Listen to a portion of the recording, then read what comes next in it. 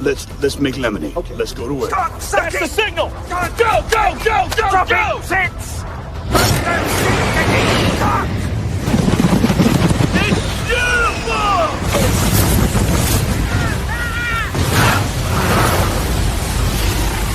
Mother Nature just pissed her pants, dude! Start your day with a jolt of energy and no-holds-barred opinions. This is The Rush, where Travis Justice and Ross Peterson bring you bold, unfiltered, and uncensored takes on sports, life, and everything in between.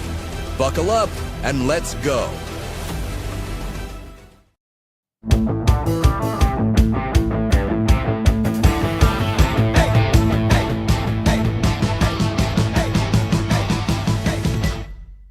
Top of the morning to you. Welcome to the Rush Radio Show at therushradio.com, powered by Willis Automotive.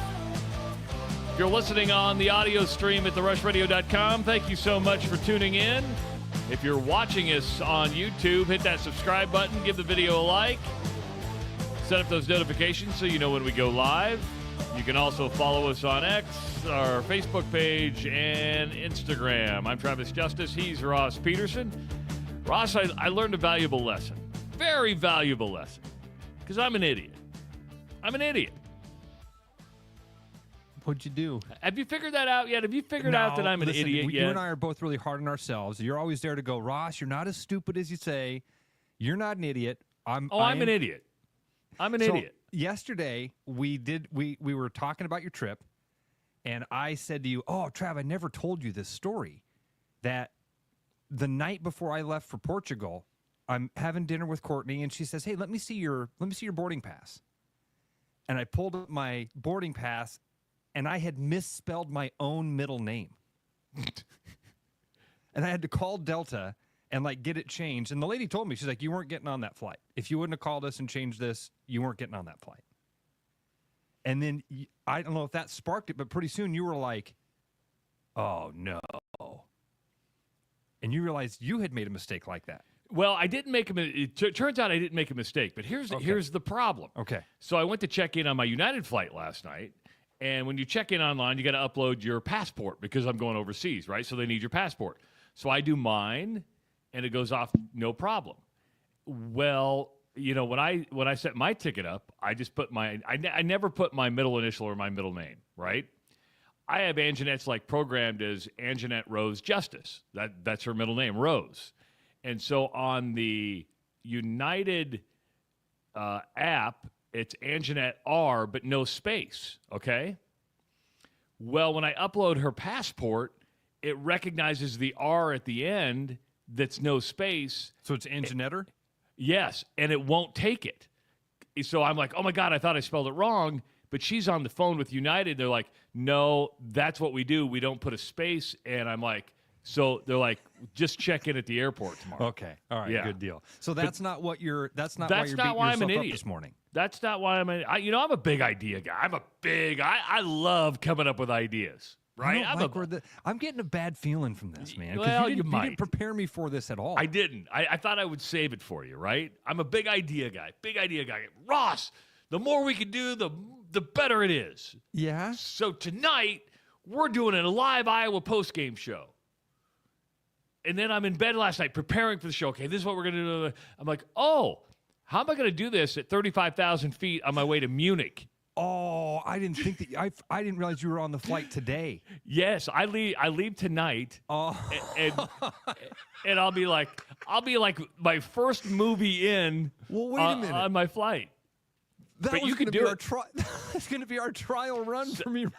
So, are you going to be around the house later today? Yeah, I'll be around. Okay, so I got to run to work for a little bit. Then we're going to come back. We're going to do a trial run. Just you might hear us on the app a little bit later on this afternoon. Live, you might hear us poking around later. Yeah, we'll be poking around and going ba ba ba ba ba ba ba. But I really was. I was going through my head. Okay, this is what I got to tell Ross to do. This is what we're going to do. And then I'm like, hold on for a second. I leave tomorrow. I just packed all my stuff. There is internet on the plane. I don't think they would appreciate me doing Wouldn't that be incredible, dude, if you were on the plane? Break out all my equipment. I got a headset on. Got the Sir, what are you ring light doing? up. What are you doing? I'm doing a radio show here. Can't you see that? I'm trying to work just like you. Don't you know what I'm doing? My God, leave me alone. And I'd be in coach because, Brooks Reynolds flies first class. Everybody that I know goes, are you flying first class? I've never flown first class overseas, right? I can't afford it. That's like a $2,500 to $5,000 ticket. So I'm just like, I'm always in coach, and I'm a little worried here because I don't have an assigned seat yet because I didn't check in last night. So usually I've been able to pre-get my seats, but they're like, no, you're going to get your seat at check-in. And I'm like, oh, I'm going to be in the middle. I'm going to be in the middle row, just miserable because the chivalry that I possess, I always give my wife the window seat because I'm that nice. And I sit in the middle. And just so I want to make sure my wife's comfortable, right? Do you not like the window seat? I love the window seat. Okay. Then it is true chivalry. What Yes. I thought the backstory was going to be, I don't like sitting by the window. No, I love the window because that's like your headrest, right? I don't bring one of those stupid pillows that go around my neck. Don't call them stupid. Don't call them stupid. Don't call those pillows stupid. You have one, don't you? I don't mind flying with them. I'll tell you that. I hate that.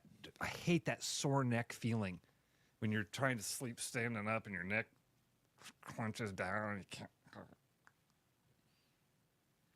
No. Yeah, the neck pillows are nice. Yeah. You're right that they're corny and they look, you look like an 8-year-old. I get that. But man, they're comfy. And see, and this is another reason I'm preoccupied. I set up the stream last night. I'm another idiot because Cole just said, must just be my phone, but I didn't see the show live on X. And you're right. It's not live on X because I hit my Twitter feed instead of the Rush radio Twitter feed. I didn't even notice that draft. And so then we're not on the Rush Twitter feed today. We're on mine, so I'm going to go retweet it because, again, I'm an idiot and I do idiotic things. Maybe it's because I'm preoccupied. I don't know. Can you now? And I don't even know. I was gonna say, can you end your stream on your page and fire up? That would end our stream altogether. Oh we don't my want to do that. Gosh. We don't want to do that. Sorry, Cole. Just it'll be there in a second because I'm going to retweet it because that's that. Thank God we have the retweet, so it should be on the. I just retweeted mine. What I thought you were going to say was that you looked at it and realized that the game tipped off at 7 tonight, and you were like, oh, do I want to be doing a show at 9:30, 10 o'clock tonight? Yeah, that wouldn't be a problem. I went to the airport last night to pick up Lizzie, Owen's girlfriend, and so the time I got to the airport at 10, got her back home. It was 11 o'clock. I went to bed. Yeah, about 9:30. I'm fading. And it goes quick, too, right? It's just like, goosh, you're out. Yeah, feel an eyelid get heavy, and you're like, uh-oh, then you're asleep. But last night I didn't sleep as good. I've been watching this show. I binged this show. I don't normally binge shows. If I binge a show, it's going to be like Alive or, Survive, one of those like still kind of reality documentary type of shows. But Courtney got me into this one on Netflix called 0 Day. Yeah, I've seen it. It's got De Niro. Oh my God! Is it De Niro? Yeah, it is. It's Robert De Niro. Yes. He kind of plays. I mean, in a way, it's kind of a Biden type of character. Okay. He's an older president who is after one term has decided not to run again.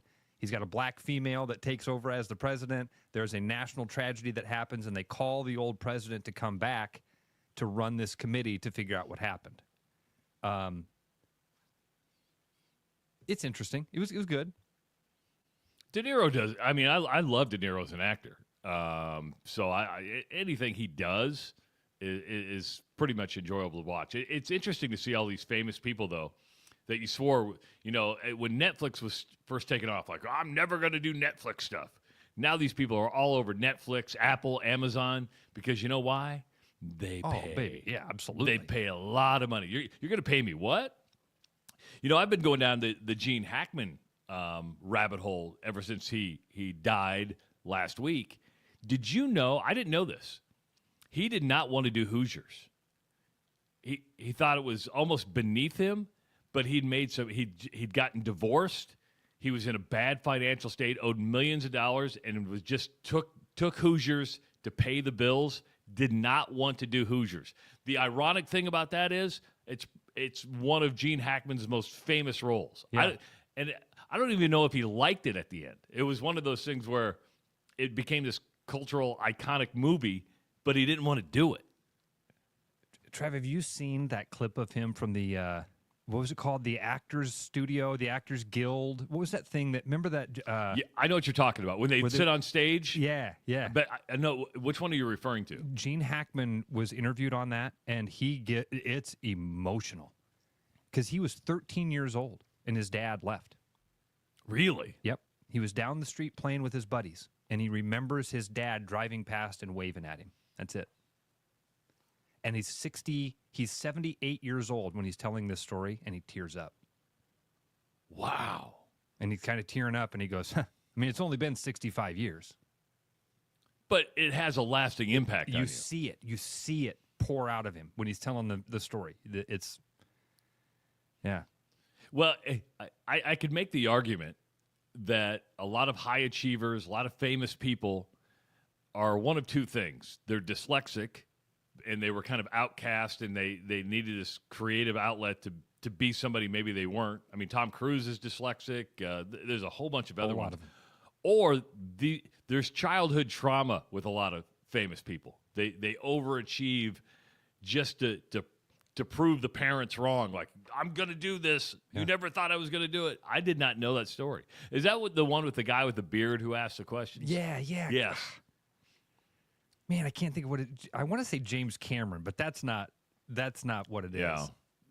But you know what I'm talking about. That was I know show. exactly what you're talking about. Then they'd mock it on SNL, and Will Ferrell would play that guy. Oh, yeah. He would get so. The one I forgot about in SNL 50, they played a little bit of it, was Chris Farley with Paul McCartney. So, yeah. You were in the Beatles? Yeah. Do you remember when you were in that band with John Lennon? That was cool. James Lipton. Thank you, Mike. That's it. See? Our listeners are the smartest listeners around. When we need answers, they'll find us answers. Ross gave me an answer today. He goes, Paige Spiranac's got big boobs. No, I didn't say that. I didn't say that. Oh, you didn't say that? No, that's what you heard. Oh, that is what I heard. It's true, by the way. They're beautiful. But you were talking about... That wasn't why I brought it. I didn't say, man, Paige Spiranac, damn titties. That's not exactly what I did. I did say, what I said to you was, I appreciate a person that stands up for their principles. I appreciate a person that says, no, I'm going to take a stand here. Okay? Okay. And that's, I'm not thinking of her boobs. I'm thinking of Paige Spiranac being an independent woman who fights for her rights. She's a social media icon, very popular on Instagram, very popular on Twitter, and she probably wears some of the most risque golf outfits. I follow Paige Spiranac for the golf tips. Yeah. Tips. I follow Paige Spiranac for golf tips. I do. She has an OnlyFans page as well, but she's not nude in the OnlyFans. She makes it very clear that she'll never do nudies in the OnlyFans. She's also made it very clear that despite criticism, she is refusing to change her risque golf outfits. See, a woman of principle. I like that. Because if she did, she wouldn't be Paige Spiranac, would she? No. I mean, it's true. It's just true. She would not be as famous as she is if she didn't put her tits out like that. Right? She got big boobs, and she wears outfits that shows them, and then she goes out on the golf course and hits golf balls and use slow-mo. And she's super famous because of that. Yes. And she's not going to apologize for it. She knows it. I respect that. But here was my problem with you, and I need clarification on this as a man. as Okay. a man, okay? All right. So Ross and I are talking about Paige Spiranac before we go on the air, and I go, man, she's super hot. And Ross goes, yeah, she's cute. And I thought to myself, when does somebody go from hot to attractive to cute? Because she's almost 30. I think she's in her 30s now. Do you call a 30-year-old woman cute? I call a baby cute. I call an 8-year-old cute. I don't call a 30-year-old woman cute. I call her hot. I call her attractive. I call her beautiful. I don't call her cute. If I went to my wife and said, honey, you are so cute, she would look at me and go, what am I, 5? I think that I hear them as synonymous. You and I disagree on this one.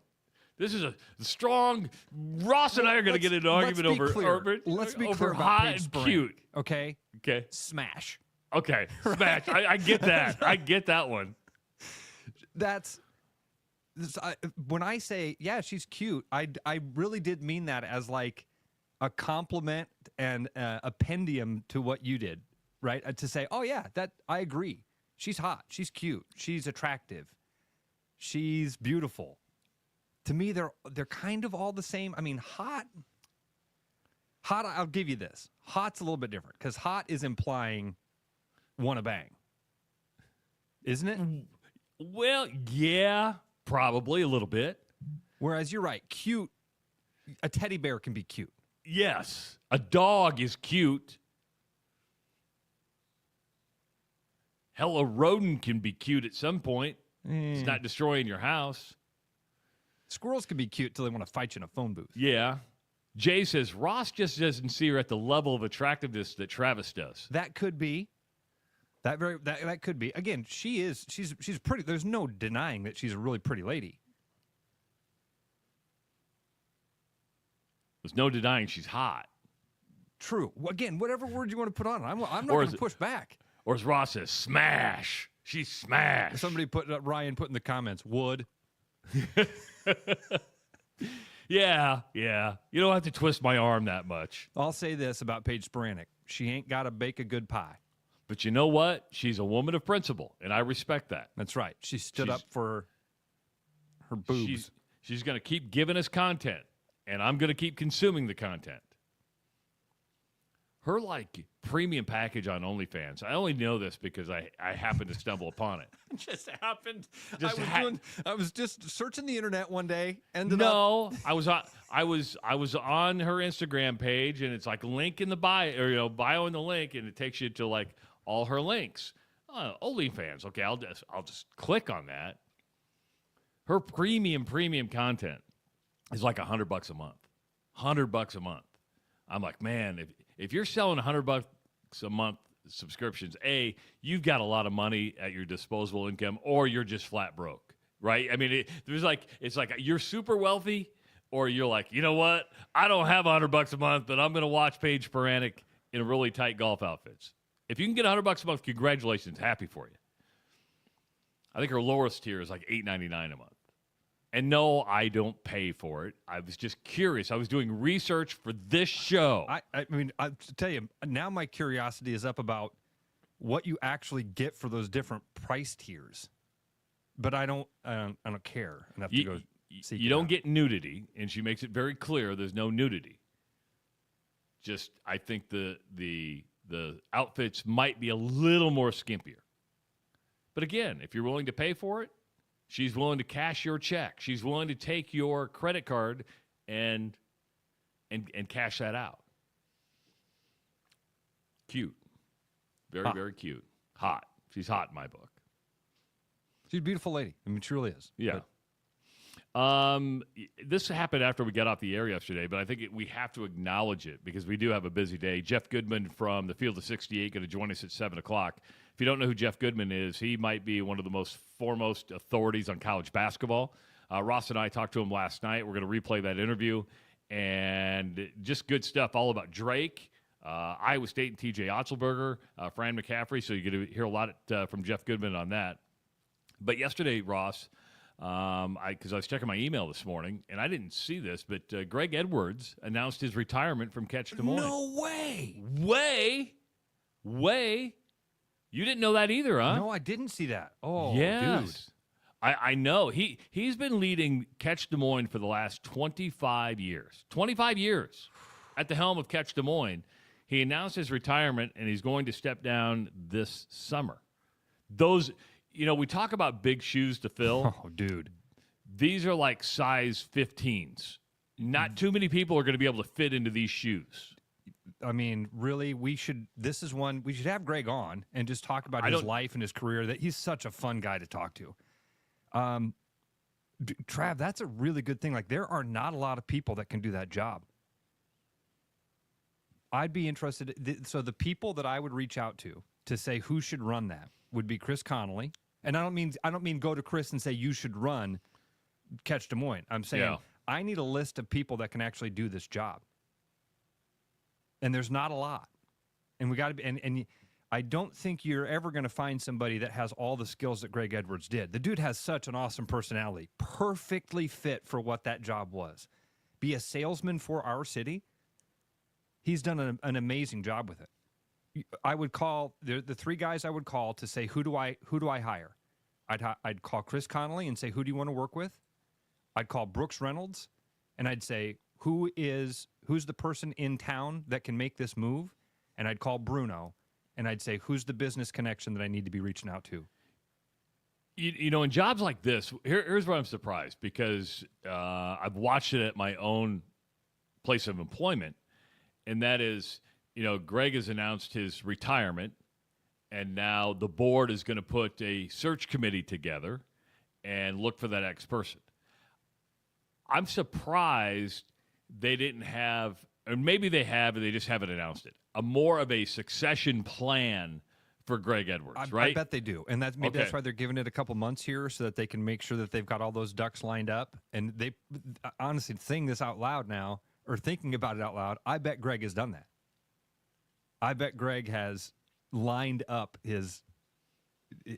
Well, I hope so. I hope so because, the succession plan where I work took like 3 years. I mean, there was a building step of, who was, we identified who that person was going to be. Then it was 3 years. Now, there's no ownership in this and stuff like that. I get it. But this is a very important position because we talked to Chris Conley on Monday, and the working relationship that Greg Edwards had with Chris Conley and everybody else around, there are so many people you have to negotiate with, bargain with, work with on a regular basis to bring big events to Des Moines. And Des Moines has done a great job of attracting big events, hotels. I mean, there's just so much at play with what comes to town. That's why you've got to have somebody that's really well connected. It's almost, Travis, going to be a name that a lot of us know in some way or another. We know them through events, or we know them through being in the media or something. It's going to have to be somebody that is really comfortable with getting out there and selling this city. Travis, let me ask you a weird question. I'm here for a weird answer. What sort of education, what sort of degree do you get if you want to be a convention and visitors bureau? I would throw degrees out. Okay. I think it's the type. It's personality? There's a lot of, I don't know if you have to have a degree as much as a skill set of negotiation. You have to have a skill set of marketing. You have to have a skill set of business. People skills, big time. Yes. I would say you better, in today's day and age, you better have a pretty good skill set of knowing and understanding analytics. I was in Des Moines when I came up and toured like Waukee and their sports complexes in Ankeny. Yeah, I remember you did that with Greg, right? Yeah, I did. Well, Greg helped me set it up. Okay. Greg's the CEO. I think it was Adam Flack's wife who I went up with. But, I mean, the level of geotagging that takes place to know, hey, these events do this well, and you know where people shop. I mean, it's absolutely incredible. So I don't know if you can pinpoint one certain degree, but there are numerous skill sets. But I think more than anything, you have a staff. You have to maintain more than anything. And I hate this word because I always say, everybody wants to talk about culture, right? Define your culture. If I said to you, Ross, what's a good culture to you? A lot of people say, well, we got a bar, we got a golf simulator, we got all this stuff. That doesn't mean you have a good culture. Here's how I define culture. And I say this all the time when we're in job interviews, because we bring people in to interview them, and we talk about it in our executive meetings. Everybody's talking about culture. I said, I want to know from every one of you in this room, and I said it to the CEO, how do you define culture? And to me, culture comes down to one thing and one thing only. Do you like going to work every day? Yeah. That's it. Do you like going to work every single day? Because if you don't like going to work, you probably don't have a good culture. You don't need a bar. You don't need a golf simulator. You just need somebody to treat you right. Trav, we watched this deteriorate. We did. I watched it deteriorate at the building, at the radio station. I watched it. It sucked. I loved that place. And I got to the point, the only thing I liked about that was you. And our buddy Ken Payne, who joined us. Yeah. I couldn't get out of that building fast enough. 8 o'clock hit, I was racing to the door to get out of there because I didn't want to see anybody. They didn't like me. I didn't like them. It was bad, toxic culture. I mean, honest, it was so. It does happen, man. You can like going to work because of a coworker and hate your job. 100%. Dude, when you say culture, I do think of what Mark has built up at Agency Iowa, because when we love it. Even when new people show up, there's this like universal thing where everybody goes up to him and says, "Hey, you're gonna love it here." You know how I know you're correct on that? Because I find it interesting. I know a lot of realtors. I do. I know a lot of realtors. I don't know any realtor that actually spends time in an office anymore, right? They're like, no, I go, do you go to your broker? No, what? I don't have to. I just work out of the. I'm an independent contractor. I just do my thing. I pay my fees and I do my. Every time I talk to you, you're like, oh, we're all up at the office, and you're like, I'm like, you all? Yeah, there's a bunch of us. We have meetings. We talk. We do. And I'm like, for you to get in your car, because you don't have to get in your car every day and drive up there, but It's a you 20-minute do. drive. But man, I love it. Yeah. Love going up there, like sitting and talking with Mark about business when other realtors are there and you're talking about what's happening, and then you basically become. You're hitting a couple balls at Pebble Beach. It's all right. There's a pool table upstairs. There's multiple TVs. Watch whatever you want. So you asked me what type of person. I would say Greg runs a really large organization. I wouldn't say really large, but a good-sized organization that knows what they're doing. As a CEO, your job is to make sure everybody's happy and those people have direction on what they need to do. And you just manage that. I think it's Jamie Dimon who runs Chase Bank right now. He's the CEO of one of the largest banks in the world. And you know what he's doing right now? He's just going around branch to branch, city to city, just meeting people, saying, "Hey, what do you like about working at Chase? What do you like about this?" And everybody's different in the way they lead, but in that job, it's about leadership. You got to have skill sets. You have to know enough to be dangerous, but you really have to be a leader. You're getting a lot of votes here, Ross. You're getting a lot of votes saying, "Hey, would Ross be a good fit?" No. No, I wouldn't. There's parts of that job that I'd be really good at, I think. There's parts of that job that I could do. Selling Des Moines. Going to people and saying, "Man, this is a great city. The Yeah. people here are amazing. There's awesome opportunities." That I could do. The CEO side of this, I'm telling you, Greg Edwards has a very unique skill set. He's great with people. First of all, he's an excellent dresser. That's where I don't have the wardrobe to take over Greg Edwards' job. He's nice. He's nice. Oh, he's a great guy. Again, terrific representative of our city. 515.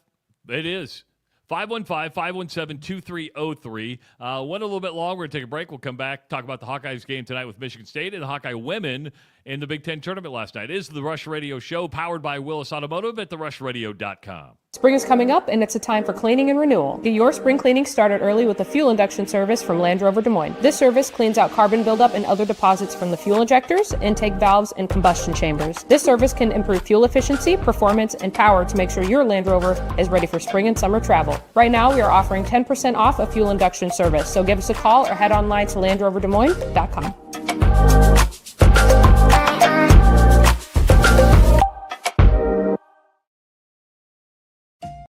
Is something in your attic keeping you up at night? Don't let unwanted guests take over your home. With over 20 years of experience, Bats and Bugs Pest Solutions is Central Iowa's trusted expert in fast, effective, eco-friendly wildlife solutions at a fair price. We safely remove bats, squirrels, raccoons, birds, and more so you can sleep soundly again. For a free estimate, call Bats and Bugs Pest Solutions today at 515-218-3400. You've dreamed about an absolutely organized garage or closet? See it for yourself at Absolute Garage and Closet's beautiful showroom in Urbandale. See the latest in garage storage, custom closet systems, and epoxy flooring applications up close, and imagine how good it will feel to have your garage, closets, or other spaces absolutely organized. Free consultations, friendly service, and quick project turnarounds, Absolute Garage and Closets is ready to bring peace of mind into your home. Visit Absolute Garage and Closets at 3169 99th Street in Urbandale or at absolutegarage.net. Missing a quality, home-cooked meal? You know, the kind Mom used to make? Lucky for you, we found her recipe book. Welcome to the High Life. Welcome to the Champagne of Bars.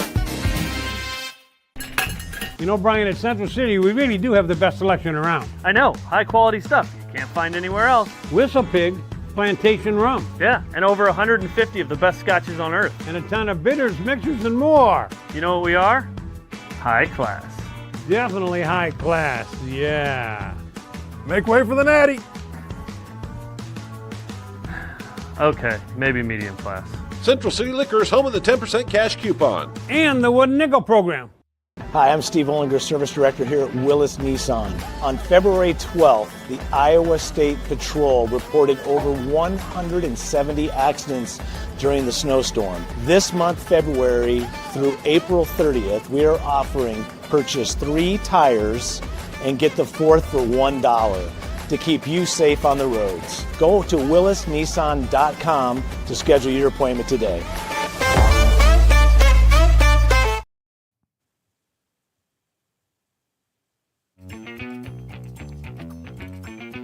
My head's in the clouds. Ross is drinking a Core Power this morning from Atlantic Coca-Cola Bottling. He's got the 26 grams of protein today. Didn't do the elite. Wasn't feeling elite this morning. Unlike other protein drinks that often leave a chalky aftertaste, Core Power delivers a smooth, creamy texture that's indulgent to the palate.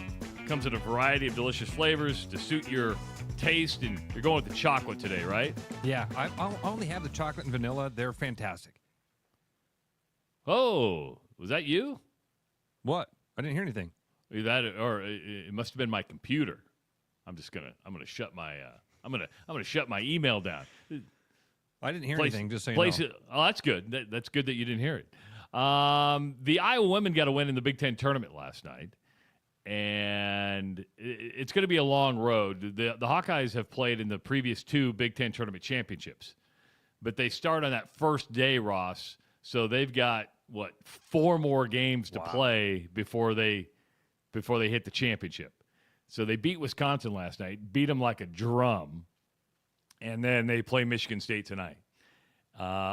Lucy Olson, the only player in double figures, as she had 19. Everybody else in single digits, but it was still a pretty easy win, 81-54. A big first quarter as they outscored the Badgers 25-9. Here was this is one of those random stats that was hard to believe, really hard to believe. How many games in a row do you think Iowa's won against Wisconsin? Just curious. 10. That's a good guess. 31. What? 31 straight wins against the Badgers. The last time Iowa lost to Wisconsin was February 25th, 2007. I mean, Wisconsin's women's basketball has been a thing.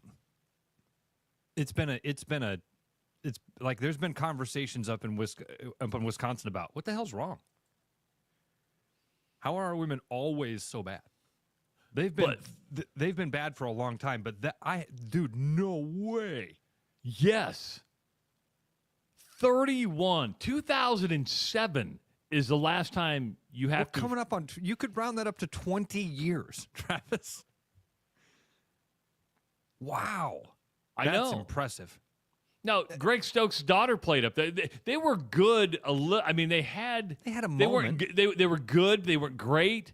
But Iowa's not been 100% great during that time span either. They've struggled at times. I'm just saying to beat somebody 31 straight times is not an easy thing to do.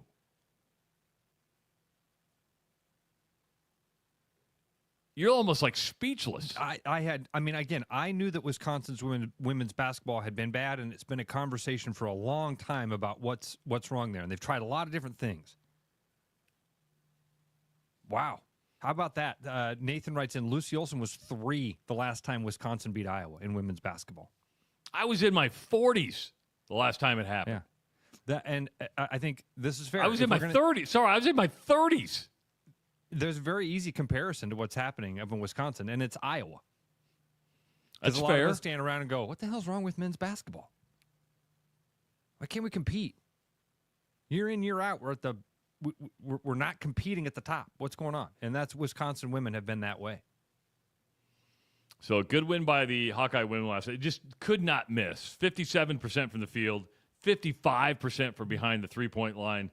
Again, Lucy Olson with 19. They turn around and play again tonight, an 8 o'clock tip against Michigan State. A winnable game, not a guarantee, maybe like Wisconsin was. A winnable game, but the road starts getting tougher, and the legs are going to start getting tired as they got to play every single day. You play in that, you call it a play-in game, but that first round puts your back against the wall. And but they're going to be an NCAA tournament team. Don't have to worry about that. They'll be in the tournament. Iowa State women are opening up the Big 12 tournament today, and the Cyclones take on Arizona State down in Kansas City. They met earlier in January, and Iowa State got a win. They've won the last 4 against the Sun Devils. So Bill Fenley starts his trek in the Big 12 tournament, where the Iowa State women have been in the Big 12 tournament final the last 2 seasons. They've got the talent. Remember, this team was ranked in the top 10, then hit a bit of a patch there, have fallen out. I checked out women's bracketology this morning. Yes, I did that. I went to women's bracketology. Sure, yeah, let's do it. And I don't think there's a women's bracketology bracket matrix. I just went to ESPN.com. Iowa State with one of the last 4 buys and would be a 10 seed according to ESPN.com's women's bracketology. But Bill Fenley has a knack for this tournament, right? Iowa State fans travel, which is good, and he usually has this team ready and going once tournament time hits. So. Yeah, I'm looking at that right now, Trav. They got, Iowa State, like Iowa, in. Yes. But on that, last 4 buys, and then you got the last 4 in, first 4 out, next 4 out. It's bubble talk, but they're in. Yeah, I was solidly in. Yeah. Iowa State on that 10 line, but I think I think in women's basketball, it's just not where the men's game is yet as far as what that bubble looks like, right? Yeah. And because the bubble in the men's game, especially at some of these conference tournaments, you'll hear about it from Jeff Goodman a little bit later on. It really is. I mean, Drake, if it doesn't win the Missouri Valley Conference tournament, it's a bubble team, but you're sitting there going, where? You know, if they were to lose Saturday, you know, let's just say, because they play Friday, which is tomorrow, and let's say they were to lose in the semifinals. I don't think they will, but let's just say they did. You know, what does that do to those bracket matrix and the bracketology? Do you put them, will they be on a bubble somewhere? And we go into that a little bit later on with Jeff Goodman from the Field of 68. And the guy knows basketball. The guy is he kind of knows basketball, just a little bit of basketball. And he got a nice house now, too, but you'll hear about that. Iowa is at home tonight. Last home game for the Hawkeyes and the seniors. Payton Sanford, one of those seniors, is going to play. When you look back at the 4 years of Payton Sanford, about what you thought he was going to do, lived up to expectations, fell below expectations? That's a good question, Travis. I think he lived up to the expectations. I'm with you on that. I never expected Payton Sanford to be all world or all Big Ten or anything like that. I mean, he had is it fair to say I had an Aaron White type of career? He had I don't think not quite Utah. I mean, Utah got drafted and played in the league for a minute. Yeah. I think he's done, I wouldn't say he's been a disappointment by any stretch. He's been streaky, very streaky. Certainly, but an emotional leader for the team. I think he's lived up to the expectation. I'd be open to the conversation, but I think my stance would be, this is what, maybe we should bring in Chad Leistico, right? Because Chad is a guy that could actually have that perspective of this is what my expectations aren't much for young men when they show up. I try not to get too much into the. I have zero expectations for people when they show up. So I think he did well. He's had a nice career at Iowa. Maybe in his mind, he hadn't lived up to the expectation. Maybe he wanted more out of it. I don't know. I think he's had a good career. I follow that same category as you. Would you have liked to see more? Sure, but he's hit big shots. He's come up big at times, especially in the second half. He's a second-half player, man. I don't know what it is about the final 20 minutes of a game with Payton Sanford, but he shines in the second half. But I look at him and go, you know what? You have nothing to hang your head about. No. I think that's more than anything, because there's been players that have left the Iowa program where like, boy, they didn't live up to what we thought they were going to be. Now, we have zero expectations, as we said, but deep down you kind of like, this guy's going to be. So let me. This is hard because I don't want to knock the guy, but that freshman year for Tyler Cook, I remember thinking, "Oh, this guy's Jordan. This guy's going to be amazing." He was really good. He was really, really, really, really, really, really good. Was he great as a Hawkeye? I think you can probably make that case. I'm trying. There have been guys that have maybe disappointed but again, I think that's you see their freshman year and you project it out. You go, oh, man, this dude's going to be incredible. A dude that dealt with a bunch of stuff off the court. Remember Jack Nungy? He was he was a bigger recruit than Luka Garza the year that they came in. All the skills, 6'10" or whatever he was, can shoot, can dribble, and it just didn't work out. It didn't work out for him at Iowa. Now, keep in mind, he had injuries. Yep, all sorts of stuff, family death stuff in the happened. family. I mean, awful. So I don't. Yeah. That's hard to say. It's hard to name a player that disappointed over there, or didn't live up to the expectation or something like that. Again, we're kind of putting some qualifiers on it here with, well, if you look at their freshman year, did they live up to those projections? I think Payton Sanford had a good career at Iowa. I will say this. I do think that Payton Sanford got better over his 4 years. When we talk about development of players, I do think Payton Sanford has gotten better every single year at Iowa. There were times in his freshman year, and he was getting playing time, like, oh, I don't know if this is going to work out. But he's gotten better. And I think he developed into a Big Ten player. Oh, yeah, that's a good way to put it, Trav. He's definitely a Big Ten player. I mean, big shots, energetic guy, holds his own. Good career. Now, Iowa is getting its last. Iowa's not going to make the NCAA tournament unless it goes on a hell of a run in the Big Ten tournament and wins the damn thing. Even if they were to get to the championship and finish runner-up, they would not make the tournament. You need to understand that. they're out unless they win the Big Ten tournament. They take on Michigan State tonight. Michigan State vying for a number 2 seed in the NCAA tournament, a top 10 team. This matchup does not set up well for Iowa. Even though the Hawks have won 2 in a row, I think, against Michigan State, Iowa 1-11 in quad 1 wins this year, Ross, and are yet to beat a team ranked in the top 25. I don't even know what to add to it, Travis. Like,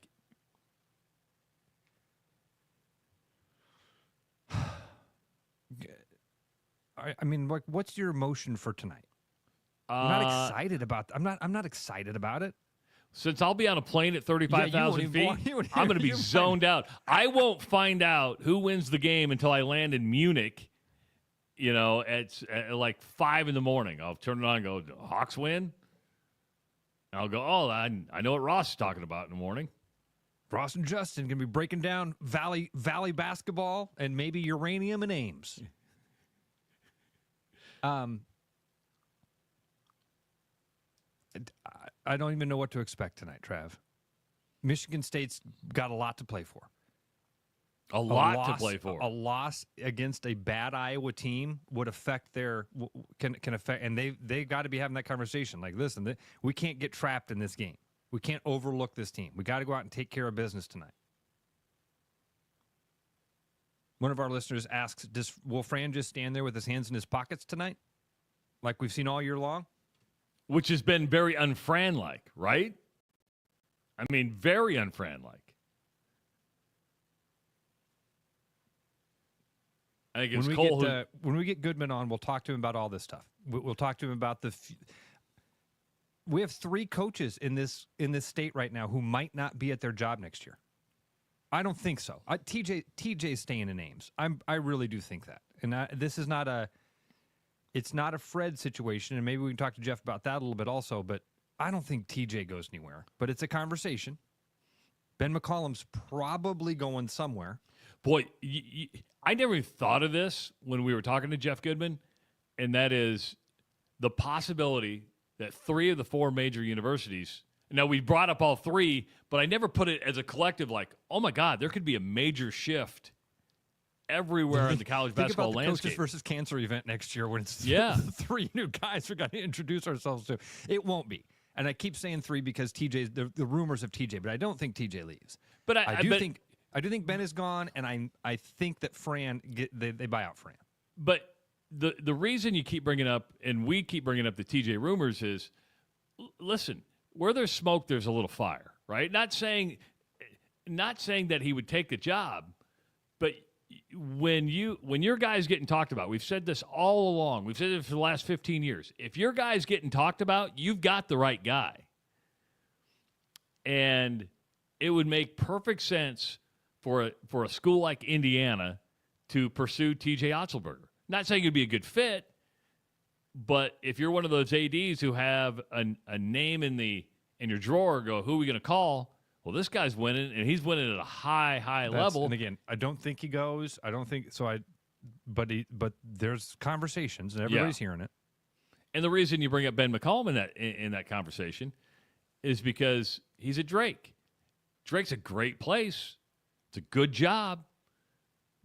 But when you talk a big job, you're talking life-changing money to where you don't have to turn over a roster every single year. Every single year. And we bring up TJ for Indiana. Don't look past Ben McCollum for Indiana. It would be an interesting fit. But there is where the expectations are going to be off the chair. Some people don't want that, right? In that, like, you're in a situation, TJ has the backing of your athletic director, you have the backing of the fans, you have the resources you need. The one thing he doesn't have to deal with is a fan base that's unrealistic. Yeah. And I don't think Drake fans are unrealistic. I don't even think Hawkeye fans are unrealistic. Hawkeye fans are just like, it's not getting any better. Apathy. Hawkeye fans are apathetic about the team. That's what it is. There's no emotion. I really would challenge Iowa fans to tell me, what are you feeling about tonight's game? My answer is nothing. Because in years past, you got a nationally ranked Michigan State team coming to town. You're like, It's fill it senior up. night. It's senior night. Fill it up. Yeah. Get together with the family and the buddies and watch this game. We're racing into the Big Ten tournament. Gonna knock off Sparty. Preparing for Selection Sunday. None of it. None of that is happening. I really would challenge Iowa fans. What are you feeling going into this game? Because my answer to that is nothing. It's hard. It's weird. And when you mean I'll watch the game. I will not turn on the game tonight and be like, all right, here we go, Hawks. Let's go. No, I'll turn on the game and I'll. Do you think they get 11, 12, 13,000 tonight? Hell no.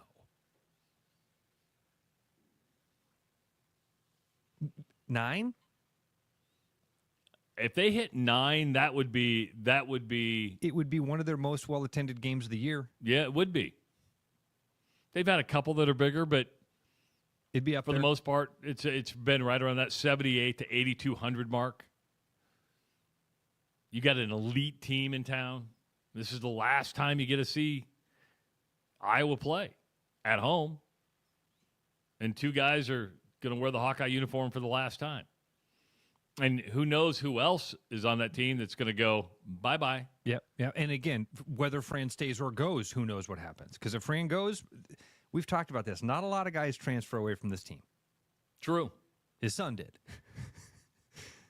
But not a lot of guys transfer away from this team. Well, his son didn't transfer. He did the grad transfer. He did the grad transfer. Right. I mean, he played 4 years. Yeah.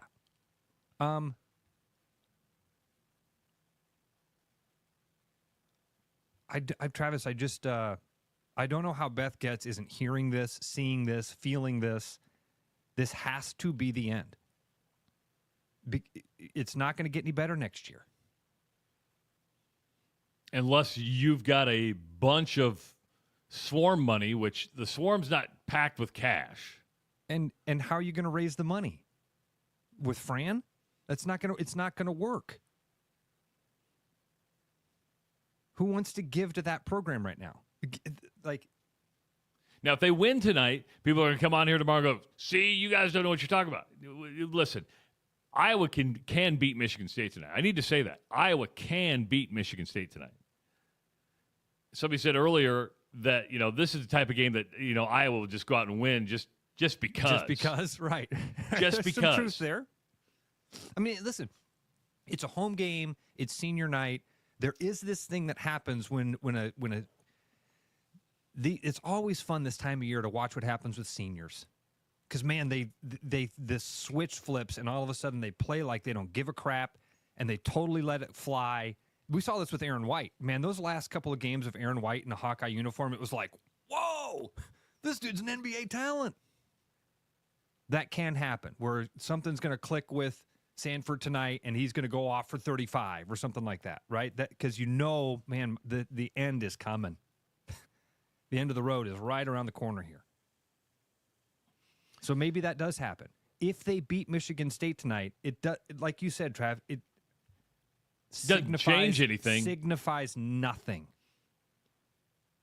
If you were still on the bubble, it'd mean a lot.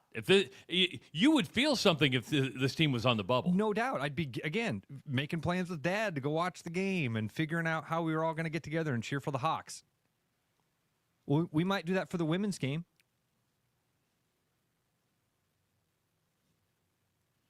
Somebody says, Beth should hire a Dion type of coach that brings in his own players. I don't know if there's a Dion type coach in basketball. And trust me, well, yes and no. Would Hawkeye fans want Rick Pitino? Well, I know the answer. Yes. You know why they'd want Rick Pitino? Because he'd win. True. But he's not leaving St. John's for Iowa. No. But that's what you got to get. Easier said than done, but just get a winner. That's all you got to do. Hire a winner. Here's a better question for you. Do you want, because St. John's hires Rick Pitino, who's in his 70s, the push is to go younger, right? Do you want an older guy, established, proven, who may have 6 to 10 years left? Or do you want that potential 20-year guy? Did you see Miami just hired the Duke assistant? I can't remember his name. He's like 36. Yeah, that's young. 36, 37, some of the guys under 40.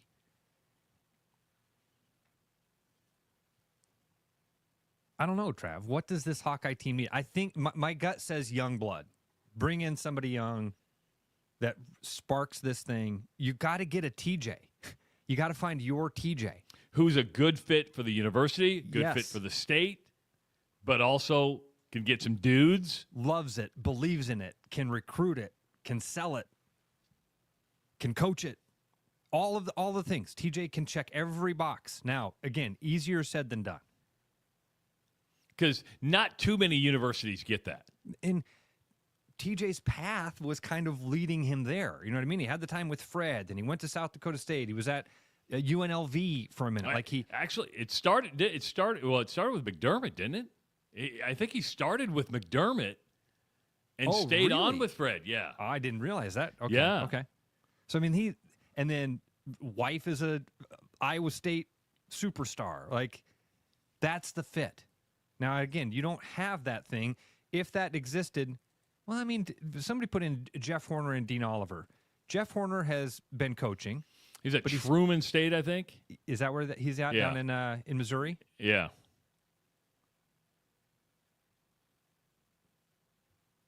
Then you go, do you take a shot on a Division II guy? Well, Drake did, but there's a difference between the Big Ten and the Missouri Valley Conference. There are stepping stones.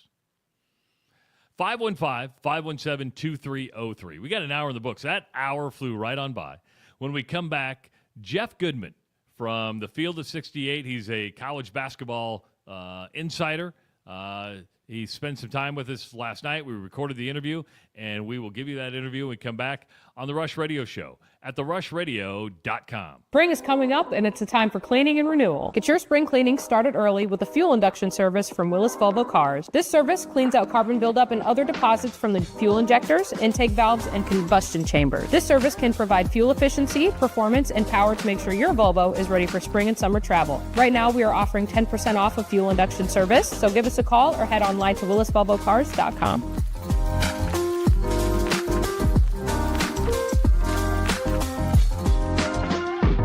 Is something in your attic keeping you up at night? Don't let unwanted guests take over your home. With over 20 years of experience, Bats and Bugs Pest Solutions is Central Iowa's trusted expert in fast, effective, eco-friendly wildlife solutions at a fair price. We safely remove bats, squirrels, raccoons, birds, and more so you can sleep soundly again. For a free estimate, call Bats and Bugs Pest Solutions today at 515-218-3400. You've dreamed about an absolutely organized garage or closet? See it for yourself at Absolute Garage and Closet's beautiful showroom in Urbandale. See the latest in garage storage, custom closet systems, and epoxy flooring applications up close, and imagine how good it will feel to have your garage, closets, or other spaces absolutely organized. Free consultations, friendly service, and quick project turnarounds, Absolute Garage and Closets is ready to bring peace of mind into your home. Visit Absolute Garage and Closets at 3169 99th Street in Urbandale or at absolutegarage.net. When it comes to mortgages, no one is more trusted than Gary Presnall at Northwest Bank in Des Moines. With more than 25 years of experience, Gary has been Iowa's top mortgage banker for the past 5 years. With creativity and professionalism, Gary is dedicated to finding unique programs to help you afford the home you deserve. Call Gary at 515-975-6767 or find his profile at nw.bank/Gary Presnall. Member FDIC, Equal Housing Lender. There's a new spin on casual dining near Drake University. Lucky Horse Beer and Burgers. Craveable faves, flatbreads, delicious burgers, frozen cocktails, and a crazy cool vibe. Get to Lucky Horse Beer and Burgers today. Missing a quality, home-cooked meal? You know, the kind Mom used to make? Lucky for you, we found her recipe book. Welcome to the High Life. Welcome to the Champagne of Bars. I'm loving these wooden nickels, Brian. Yeah, I suppose everyone is catching on. Just spend $20 to get a wooden nickel. It's $25. Collect 10 and add up the savings on your next purchase. Some of these are worth $5. That could be huge. I know, right? That's why you have to spend $20. It's $25. Collect 10. It's like money back to you. Spend 20, you get another wooden nickel. It's $25. Collect 10 and add up the savings. It's huge. Central City Liquor is home of the 10% cash coupon. And the wooden nickel program. It's huge.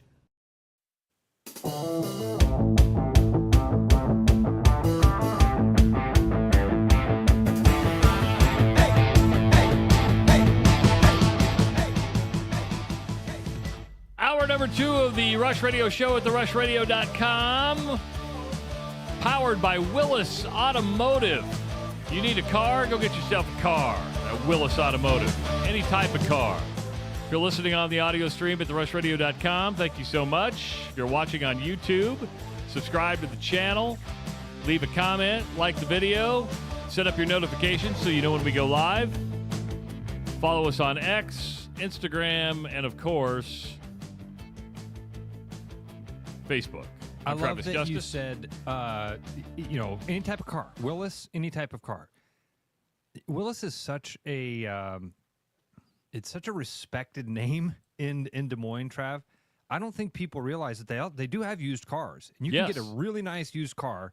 I think I heard the other day when I was out there, they have you can get for $15,000, you can get a Chevy that's a used car that's got a Willis name on it. You know you've got a quality vehicle. So yeah, a lot more than just the Land Rovers and the Cadillacs and things like that. The Willis is can something do something for everyone. for everybody. Exactly. Yeah, good way to put it. Good way to put it. I'm scheduling an oil change out there and getting a car detail once this crap rolls through. Yeah, that's the hard thing, right? You want to get the car detailed, but like the snow and the salt and everything, I'm just going to push it off a little bit because the detail will not look as detailed if you do it right It'll now. undetail real quick, Yeah, it's kind of like you got to plan it. It's like planting season. When do I put the summer squash in? Well, when do I get the detail? Okay, you got to plan that stuff out right. We've talked about a lot of college basketball in hour number 1. We're going to talk a lot of college basketball for the next half hour. Jeff Goodman is getting ready to join the show. Jeff has been around the college basketball world a long time. I mean, a long time. He's currently a co-owner of the Field of 68. It's a website exclusively about college basketball, 24/7, 365. He is a host of After Dark, where they talk college basketball about 11 o'clock at night. You can find that on a podcast, and you can also find it on SiriusXM. He's, of course, worked at ESPN, Fox, and CBS. He is an authority of college basketball and joins us this morning on the Rush Radio Show, powered by Willis Automotive. Jeff, thanks so much for taking the time to join us this morning. This is awesome. Good to have you here. Good to be here. I know we've tried to do this for a couple of weeks. My life's been a little chaotic. We sold our house at the end of July. We've been kind of nomads on the run for a while. We finally bought a house in Charleston a couple days ago, and it's being renovated. Well, my wife's dealing with all that. I'm just dealing with trying to break stories, and she's got the heavy lifting while I get the easy job, which is coaching changes, covering the tournament, and the portal coming up soon. Which can't wait for that. Can't you tell? Can't wait. We got to talk about this for a second. How did you pick this timing of year to do this? And you just went, how did you convince your wife to sell the house before you had a new house? Yeah, it wasn't this time of year. We just found a house. We sold our house. We kind of knew we wanted to be in Charleston, South Carolina. We've come down here the last few years. We rented for 4 months, then went to Florida for about a month and a half, and we're mulling over this one house that we had seen in Charleston. We ended up buying it, about a month ago, closing on it a couple of days ago. So the timing was not great. But my wife was behind the whole idea of listen, we don't want to do Boston winters anymore. No more. Good for you. Good for you. Well, I tell you what, I'm kind of jealous because you live in Charleston. My daughter's moving to Savannah in September, so she's going to be a Southern Belle too. And this Savannah and Charleston, very, very similar. Yeah, Savannah's awesome. We'll get over there. We did not this past New Year's, but the New Year's before in Savannah. And what a great, cool. I mean, the South just has a charm to it. You know, Charleston, Savannah, those cities. And the cool part of Savannah, different than Charleston, is you can walk along the water there while drinking. As you're walking, which is they need to do that with Charleston. They're not probably going to. I haven't looked into it, but I don't think that's happening. You know, you've been on the Drake bandwagon early on in this season, and they're going to go to the Missouri Valley Conference Tournament, the number 1 seed. But there's no guarantees. You're talking about a team with 27 wins. You know, in years past, you're talking about an at-large bid. Do they have to win this thing to get in? I mean, I think they could lose to one of the top teams in the finals and still get in, but we don't know that because we don't know other bid stealers. So it's easy to say that today, but what if somebody other than Duke, Clemson, or Louisville wins the ACC? What if Villanova goes on a crazy run, which I don't think they will, and wins a big – so, like, we just don't know. So anybody that says, like, hey, Drake's in if they do this – unless they win the Missouri Valley tourney, we don't know. And Ben McCollum doesn't know. And none of us know. So I hope they get in. I'm telling you right now, guys, my favorite player in the country is Bennett Starts. My favorite player in the entire country. Wow. I mean that. Oh, he's just, man, he is a pleasure to watch. He just does all the right things. You know, he plays the right way. He makes his teammates better. He scores when he needs to. He's such a high IQ guy. I will say this, and I hope he stays at Drake. I hope he stays, but I guarantee the market for Bennett Starts on the transfer market, I would take Bennett Starts of all the kids that you're going to talk about transferring potentially, whatever. And again, I want to say this. I hope he stays at Drake. I want him to. Wink, it would wink, be awesome. wink. I do. No, I really do. I really, really, really do. No, but I think what you're getting at is he's going to be offered a boatload of money. A boatload of money. I would offer that kid as much money as you saw all the big guys that got $2 million. Well, look at what's Great Otzelberger doing at Washington, not winning. What's Coleman Hawkins done at Kansas State? Not really won at a high level. Bennett Starts, you start with a guy like that who is all about winning, who is all about making the program better. Man, I could go on and on about Bennett Starts. Like, it's embarrassing how much I love watching that kid. Jeff, can I ask about the Valley as a whole? Because, you know, here in Iowa, obviously with you and I and Drake, we've seen this evolution of the Valley. Sure. In the last couple of years, there's been a little bit more noise about this not being a one-bid league. What has to happen for the Valley? And I think you laid it out there. It could happen this year with Drake loses to Bradley in the finals. But, I mean, what has to happen to the Valley so that in January we don't think of this as a one-bid league? Well, I mean, you got to win games like they've done against a Vandy team in Charleston that I didn't think was that good, and Vandy turned out to be pretty good. The hard part of that, guys, is it's going to be harder and harder with these MTEs going away. You know, Players Era has kind of changed the game. The MTE out in Vegas, where they're paying all these schools $1 million, some even more than that, Kansas being one of them. So basically what that's doing is taking away all these high majors are going to play each other now in one event.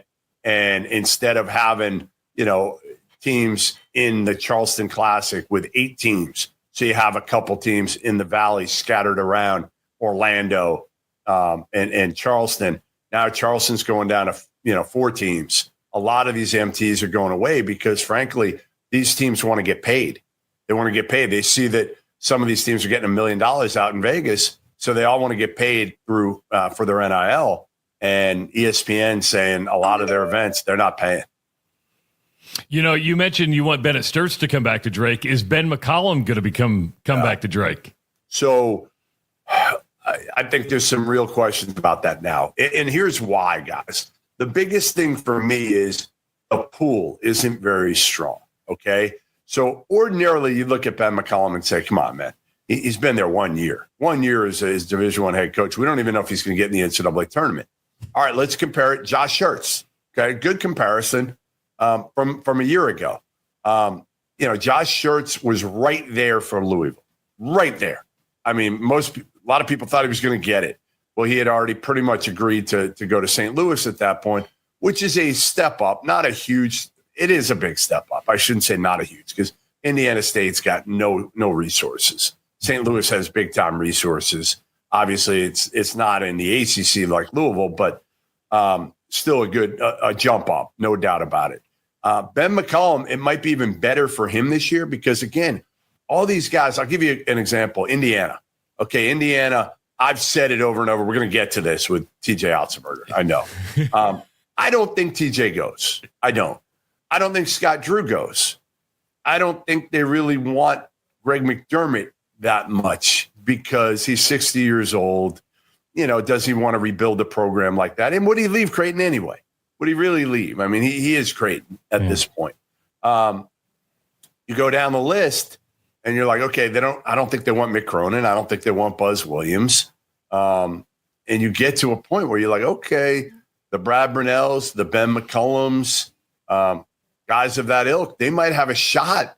They're down the list, but Indiana may have to go down that list to get a guy. So, like, I'm not saying they end up with Ben. I'm just saying it is not completely far-fetched that they end up with a Ben McCollum or of that ilk. And a lot of the ADs that I talk to, guys, love Ben McCollum. A lot of the high major ADs. Wow, that's something to keep an eye on. And we've talked about it before. I mean, we had him on our show last Friday. He was great. He told a great story. You can find it on YouTube, but he told a great story of how he was a fourth grade camper, and it was an Iowa camp up in Storm Lake. And the coach walks up to him and goes, "He reminds me just of me. He's just like me." It was Bruce Pearl. When Bruce Pearl was, so I go, do you remind Bruce of that story? He goes, he doesn't remember me. He has no idea who I am. Bruce talks so much, he doesn't remember what he said an hour ago. Well, you mentioned TJ Otzelbeger. You were pretty passionate about this about a week and a half ago when it came to TJ and Indiana. We dealt with this with Fred Hoiberg when he left Iowa State to go to the Bulls. We go, why? It's a perfect fit. Don't leave. There is not a more perfect fit than TJ Otzelbeger than Iowa State. But it is, I get the lure of Indiana. Is Indiana still a job? Where is Indiana on that job scale? So let me go back to Fred, because I remember everybody killing me when I said he was going to the Bulls. And everybody was like, no, there's no way he's going to leave for the Bulls. Fred was an NBA guy. It was different. When you leave college and you go to NBA, and Fred was, and this is no knock on Fred, but Fred's an NBA worker. He just is. Like, Fred is there for, practices, games, all that. But, like, he's not a maniacal college worker like some of these guys are. He fit the NBA. Honestly, Gar Forman didn't give him the right pieces for his offense. He gave him a bunch of defensive players instead of a bunch of guys that could score the ball. So that's to another day. TJ to Indiana. So I have said over and over, I think Indiana, where my daughter goes to school, by the way, so I'm invested at $50,000 a year, so it's a little different. So my take is that's who I would go after if I was Indiana, if I was Scott Dolson. I'm not saying he would take it. I'm just saying I would put forth an offer that would be very, very difficult for him to say no to. Having said that, I think TJ will say no to it. And I think he is atop Indiana's list. And I think, obviously we know about his buyout now. And man, give Jamie Pollard credit. Or if you want to hammer him, you can hammer him. But I think Jamie Pollard was just saying, like, you earned this almost more than anything else. Like, you earned this. I don't want to take advantage of you. I don't think you're going anywhere. Also, Indiana isn't probably the perfect job for TJ. I think it would have been for TJ of 10 or 15 years ago. See, I knew the young TJ, and the young TJ was different than this TJ. The young TJ was more brash. This TJ is more, he's matured. I hate to say it, but it's true. He is really matured in a good way, because obviously he's one of the best coaches in the country right now, and he's proven that. But, I don't think he wants to be in the fishbowl. Or is very hesitant to be in the fishbowl and take his family with him to Bloomington. I think he's built up so much equity. I think there's not a price you can put on their relationship between TJ and Jamie Pollard. So everything sets up for, yes, you don't leave Iowa State, other than the fact that the resources that you will have at Indiana compared to Iowa State. And I'm not even talking about salary, guys. I'm talking about the ability to go get dudes. Now, again, Does TJ want to pay? Does he want a payroll even of $6 million? Is that really what his culture and his program has been built? No, I mean, look at their payroll right now is honestly, you talk about guys who have gotten more out of less money-wise. Nobody's gotten more out of less than TJ Otzelberger, and they're, I don't know exactly what it is, but I know it's like a third of what Kansas State is. I know it's probably a third of what Arkansas is. I know it's probably a half of what Indiana's is right now.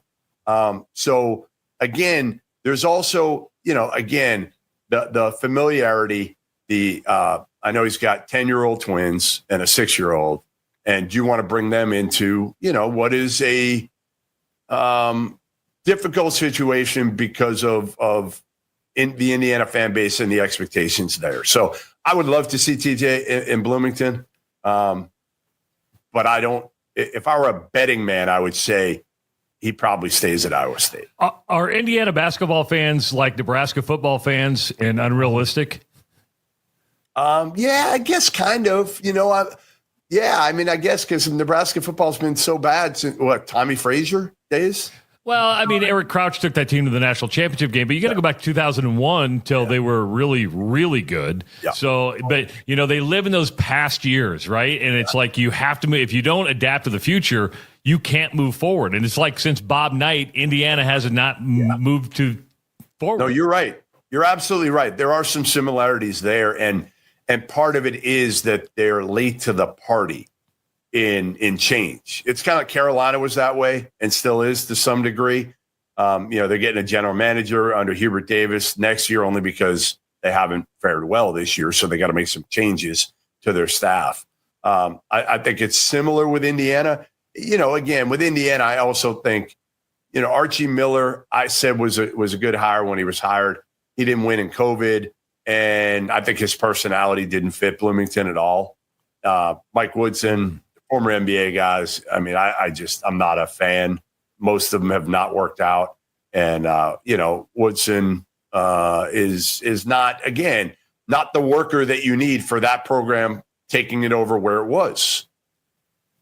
I think you've answered that question about how good of a job Indiana is, though. You see that as a really good job. It can be, especially because you're following guys that haven't won. So that's what you want. That's what you want. And that fan base, they're hungry. They've got a great home court advantage. They've got resources. They've got an AD that's very easy to deal with. Guys aren't moving right now from good spots where they're happy because a combination of reasons. One, the buyouts. Some of these guys have huge buyouts. TJ had it a year ago. Nate Oates had it a year ago. I'm not sure he goes anywhere anyway. But I'll give you a good example, like Mark Byington at Vanderbilt. Well, he came from James Madison, same place that Kurt Cignetti, Indiana's football coach, came from. Well, Byington's done an incredible job this year. If I was Indiana, he'd be on my list, probably ahead of Ben McCullum because, he's done it at a high major level here for a year and done it a bunch at a mid-major level. But he's got like a $12, $13 million buyout. And if you're Indiana, you're not paying $12 or $13 million to go get just for the buyout for Mark Byington and then having to pay him, $3, $4, $5 million a year. So you mentioned buyouts. I believe Fran McCaffrey's right around $4 million. That's right. Fran McCaffrey is a huge discussion on this show. Ross and I have talked ad nauseum about Fran McCaffrey. We think that he resigns or says, you know what, I'm done. I'm going to go watch my kids at Butler. Yesterday or 2 days ago, he said, no, I love coaching this team. I'm going to be back. You're in this a lot more than Ross and I are. Do you think Fran McCaffrey is the head coach at Iowa next year? Boy, I don't know. I mean, the buyout's certainly not that high. I mean, you could easily do it. I've been told the attendance has not been great at Iowa. About 7,800 a game. Yeah, that hurts.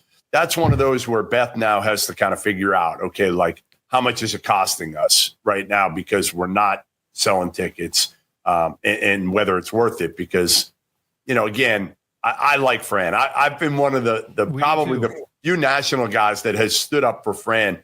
Because you're an East Coaster. You're an East Coaster. That's why you guys get along. I mean, he's nuts at times. Like he goes from 0 to 60 quicker than any coach in America. And I still the stare down with who was it? What was the ref a couple years ago? I know who you're talking about. I forget who the ref was. One of the greatest moments ever. I mean, really one of the Jeff, embarrassing. As a Hawkeye fan, totally embarrassing. But it was as a reporter. As a reporter, it's a great entertaining. Story. And entertaining. As a fan, it was embarrassing. Yeah, I would say this. I think the Fran run has probably run its course. Yeah. Does that mean he won't be there? I don't know. I mean, the question is, too, if you make a move, you better make sure you know who you're going to get. Are you going to get Ben McCollum? Is he a guy that you know you can get? If you're making a move, you better be damn well confident that, hey, you know what? Here's my list of 3, and I know I'm going to get them because – and I don't think they're fighting with the same people for the most part, other than maybe Ben if it gets down to it for Indiana, but – I don't think they'd be fighting with the same group that Indiana is. Darren DeVries. That's what I was going to ask. Logistically, could you do Darren? I mean, he's only been at West Virginia for a year. Yeah. I don't know what that buyout is. I just wonder if he doesn't stay. It's probably pretty high. And I wonder if he doesn't just wait for Greg McDermott to retire in a few years. Yeah, but his brother played at Iowa. He grew up in Iowa. I mean, there's those connections there, right? So you're right. Darren only comes back for Iowa, or I think he only leaves West Virginia for Iowa or Creighton. I think those are the only jobs he would leave. And West Virginia's a good job. Like, he's done well this year. He's got his son coming back. He'll be healthy next year. They've got to the tournament. So, again, it probably, I would say, to me, again, this is going to be one of the most interesting. I would call it a 50-50 whether Fran's back next year. Okay. Interesting. Ross, I know you had a question about the Sun Belt Conference tournament. The Sun Belt is doing that ladder format. Is this the first year they've done that? Because this is the first I remember. I think to that extent. I think they've done it, but not like this. I think it's been like 2 games a day, not 1. I mean, think about this. If whoever played I haven't looked if Southern Miss won tonight, but Southern Miss was playing that first game. There were two games the first day. And if whoever wins that had to win 7 games in 7 days to win the Fun Belt. And it is the Fun Belt. I mean, a 4-way tie for the regular season title. And then you have this bracket. Like, I don't know what gets more entertaining than this. And, I texted Jay Ladner, who's the Southern Miss head coach. And I'm like, hey, if you pull this off, this is more impressive than what I saw years ago in the SEC tournament, where if you remember, Georgia won 5 games in 4 days because there was a tornado. And they only allowed some family and friends and media to those games. It was originally at the Georgia Dome, and they had to move it to Georgia Tech, I believe. And it was crazy. So it would be. Remember, they played 5 games in 4 days. Yeah, and they won. They won the SEC tournament, and they were not even they weren't even on the bubble. Like, they were done. And Dennis Felton, the head coach back then, was going to be fired, and he ends up winning that whole thing. Well, and that's exactly what Drake does not want, right? Drake does not want something like that to happen. A lot of people remember you from ESPN and other places. You're Field of 68. Just what is Field of 68, and how long you've been doing this, and what can people find on Field of 68? So it's been about 4 years, and Rob Dosser and I co-own it. And basically we started this as podcasts when we started it for former players on their program. So we'd have like Shammond Williams doing North Carolina, Dan Dickau doing Gonzaga. We had a bunch of these. And then we pivoted a little bit, and we did this nightly show after dark where we have a crew basically in there, and we're every single night on Sirius XM, on X, on YouTube, and we're breaking down the games and really having fun. We're honestly, kind of, it's entertainment, but we inform, and we're in it. We're watching games every single night. We're diehards, and it's basically 11 o'clock almost every night. During the tournament, when the conference tournaments get going next week, we'll probably do it at midnight because the games end later. And I'll be at like SEC, Dosser will be at ACC. We'll have John Fanta at Big East. We'll have Mike LaTulip at Big Ten. So we'll have representation everywhere, covering the sport like nobody else does from November 4th all the way through. It is. I'm sure when you get let go from ESPN, you're like, oh crap. But when you go start your own thing, it's kind of fun, isn't it? Way more fun. The end of ESPN was tough for me because it was kind of a mutual decision at the end. to leave, and they didn't want to give me what I wanted as well. And if you remember, they sent me to Lithuania with the Ball family. That was a disaster. They told me not to cover the FBI investigation into college basketball. Dan Dockich went after me on the air. We were working together. I was sidelined. Hold on. You were told not to cover that? That's correct. You know what's funny about this, Jeff? And we're not joking. I think it was on Tuesday. Yeah. We were just talking about the FBI investigation and the Adidas scandal. I go, we talk about how Bill Self came out smelling like a rose. And I'm like, that thing just disappeared. I mean, nobody got nothing. Burger. Rick Pitino's the only one that got in trouble. That's right. Yeah, he got eventually fired. Sean Miller kind of got fired because of that as well. But yeah, it was a lot ado about not a lot at the end of the day. I mean, a lot of it. I mean, those assistant coaches going to jail was insane. Yeah. Insane, unfair, ridiculous. The other victim was his name Billy Preston? He was kept out of kept out of the Kansas school. That's a crappy deal. Yep. Well, we made this connection through John Higgins. I'm sorry you know John. I really Me too. Me too. Listen, we're all sorry when we know John. I tell you what, I don't know if he told you about the podcast I'm hosting, but it's a paywall. But you should check some of those out because I'm getting all these officials on there, and it's good stuff from these officials. I mean, how often can you confirm or deny how often Higgins gets his hair frosted? Oh, frosted, and I think it's getting colored now. He'll kill me for saying this, but I would say at least once every 3 weeks. I mean, it looks the same all the time. Never changes. You got the over. I had 3 days. He's the best, though. I will say this. I'm on a text thread with Higgins and John Gaffney, another official. And I had Gaffney on the podcast. Great dude. I'm not kidding. It's the funniest damn text thread, and I'm on a lot of group text threads with different people. It is the most entertaining one. I can't repeat 99% of the stuff that we text on it. But man, those guys, like I still want Higgs. Higgs got to come out of retirement. We do an event. We did it last year in Sioux Falls. We're going to do it again this year in Sioux Falls to start the college basketball season. I got to get him out of retirement for like one game. Just come out. It's not that far from Omaha. Come out, and he's probably out of shape. He'd probably pull something. Just ask him to do the ceremonial tip. That's it. He could do that. He could do that. Out there and yeah. I tell you what, he's in just as good a shape. He hasn't put on a pound, and he looks the part. And now he just goes like up to Ames all the time, and he's posing for pictures with everybody. I mean, for how much they hated him at Hilton Coliseum, I see somebody posing with John Higgins all the time. Like, boy, how things have changed. I got to get him to Rupp. He and I should go to Rupp together. Yeah, that's not going to fly. It may, with Calipari being gone, they don't hate me like they hated me when Cal was there. So I wonder now. But they still hate him. They do hate him.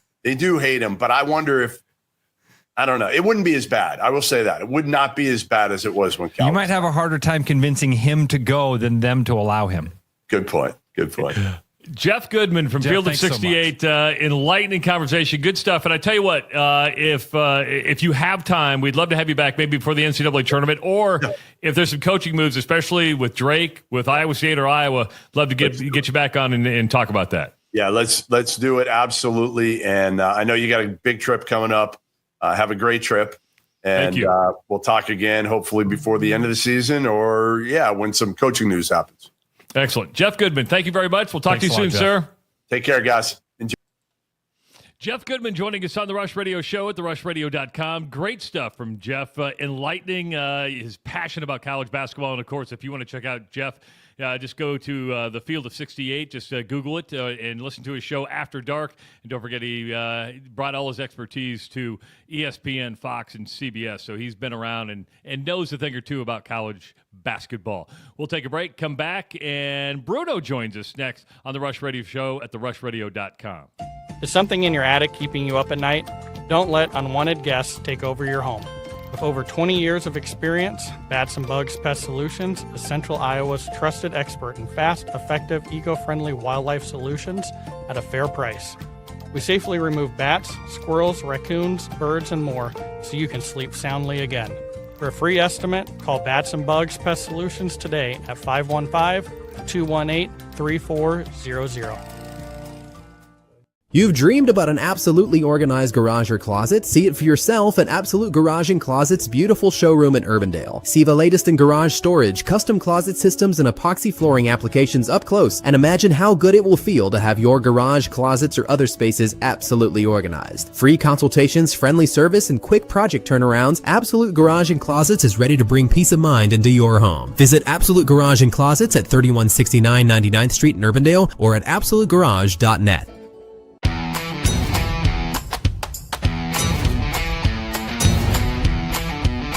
The largest selection of German beer in the world? You'll find it at the Hessen House. From Doppelbox to Oktoberfest to Hefeweizens and Dunkels, there's no passport needed for the deliciously different beer and food at the Hessen House. So grab your friends and make it a fun night out. The Hessen House, 4th and Court, Des Moines. When it comes to mortgages, no one is more trusted than Gary Presnall at Northwest Bank in Des Moines, Iowa's top mortgage banker for the past 5 years. Call Gary at 515-975-6767 or find his profile at nw.bank. You know, Brian, at Central City, we really do have the best selection around. I know, high quality stuff you can't find anywhere else. Whistle Pig Plantation Rum. Yeah, and over 150 of the best scotches on earth. And a ton of bitters, mixers, and more. You know what we are? High class. Definitely high class, yeah. Make way for the natty. Okay, maybe medium class. Central City Liquors, home of the 10% cash coupon. And the Wooden Nickel program. My name is Corey Allen, and I'm a recon tech at Willis Automotive. Worked here for about a year and 3 months. Was an express tech before this. I was in the automotive field before I came here. Needed a different change of pace from, the management and everything, and someone who already works here, who liked how everything was ran, told me about it, told me that there was a spot open, and told me to give it a shot, and I've liked it ever since. A lot of good people that work here. Everyone's willing to share their knowledge. Yeah, I would say that's about it. Do you have a pest problem? With over 20 years of experience, Bats and Bugs Pest Solutions is Central Iowa's local expert in fast, effective, eco-friendly pest solutions at a fair price for your home or business. Call us today at 515-218-3400. Welcome back to TheRushRadio.com, powered by Willis Automotive. I'm Travis Justice. He's Ross Peterson. Jeff Goodman, just good stuff, isn't he? It's fantastic, man. That's why he's one of the best, if not the best. Fantastic. He texted me back. He texted me back. He goes, "That was one of the most fun interviews he's done." Oh, cool. Because I'm sure we're pretty non-conventional when it comes to our conversation style. We just want to have a conversation with people, right? We like having conversations. Another guy we like having conversation with is Bruno, who he got himself a new light. I think he got himself a new studio. Well, I'm all whitewashed now. I gotta, Whoa! Look at you! Oh, he's got a virtual background going. If you're watching on YouTube, he's got a little virtual background going. Oh yeah, Bruno? Going pro. Did you trim the beard up? Yes. I got to look good for the camera. Yeah, well, look at that. I think he's got makeup on. He's got all sorts. I have no makeup on. You're wearing the Fong's Pizza shirt. Dude, can we the dragon that is down there at Fong's Pizza? I've seen some pictures on social media of that thing. Yes. Is that the one from? It looks like the thing that used to be at Spaghetti Works. That is exactly the thing that used to be at Spaghetti Works. No kidding. That's really cool. That is the dragon that was at Spaghetti Works. That it was 45 years old to them when they got it. And my guess is that when I look at it, that thing is easily from like 1900s. And it's probably more than likely made in China. It might have been in China at something before it came to San Francisco, and then the folks that own Spaghetti Works moved it over, so now we have it. It's 70 foot long. It's 50 foot long. It runs half the length of the building. It's super cool. Yeah, we got that. We got. You can see I'm coming to you from the new Fong studio. That's the background. Well, if people listening on the stream, he's got a virtual background. That is the inside of Fong's. Yeah, that's the back. That's the back bar of the new Fongs. Okay. We've got that clay tile like you see in China on the roofs. Their roofing tile. We have that out throughout the building and a bunch of cool stuff. Weston Salvage, Don Short's a partner, and put some really cool stuff into it. West End has some really cool stuff. Bruno, I want to ask you, or Trav, I want to ask you about Greg Edwards. Can we? Yeah. Never heard of him. Did you see that news? Yeah, right. Did you see the news that Greg's retiring? It's not surprising. I was a thing I feared, but that's. I hope it's like 3 years from now. No, it's this summer, man. Months. We better get big shoes to fill there, man. Well, I mean, literally, yeah, but not literally. I think he wears like a size 7. No, humongous shoes. Yeah. No, that's not good. I mean, that's good for him, but yeah, he's he's done a lot. Like how much more can he do? He's brought so much to Des Moines. He's done such a great job. I'm such a good friend to him. I really like him a lot. I refer to him as the Silver Beaver. He won an honorary achievement at he had me as a guest at a the Boy Scouts, and the Boy Scouts gave him an honorary Silver Beaver award. Nice. Yeah. I want to go back to Fong's. Has it been you're moving? Is it harder than you thought it was going to be? Easier than you thought it was going to be? I mean, transitioning one restaurant to another, there's a lot of logistics involved with that.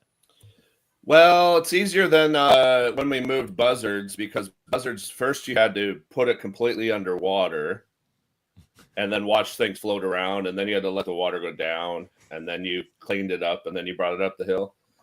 So it's been easier than that. But no, it's not easy, but it's not as hard as it would seem. This is a crazy thing to say, but it's probably the 40th place we've opened. And it is, weirdly enough, the 5th Fong's will be opening. 5th? Yeah. I did not know that. You had the one in Ankeny. Is that still open? We had the original. Then we went to the one I forgot about. Then we went to Cedar Rapids. Then we went to Drake, and now we're going to a new location. So 5. All 5 still aren't open, though, are they? No. I wish. No, that 5 are not open. 1 is open, and 1 is closing this Sunday. So get on down if you're going to watch them. I've been in contact with our mutual friend Jeff Lenz. St. Albert's has been at the top of girls basketball in their division. Sounds like for 2 months, and I think they won their first games. And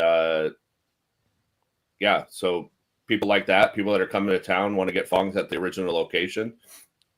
I will tell you that it's sad in ways that we're closing the original, of course. But this opens up so much more possibilities, and it gives an opportunity for Fong's to do so much better. So you mentioned the girls' tournament. You've had wrestling, girls' tournament going on right now, boys' tournament next week. Has the traffic in downtown Des Moines been what you expected? Is it up? Is it down? What are you seeing just from a traffic and tourism way at El Bait Shop, High Life Lounge, Fong's? I think the wrestling was down a little bit, but then we followed up with the AAU wrestling, I believe. We've been fairly busy.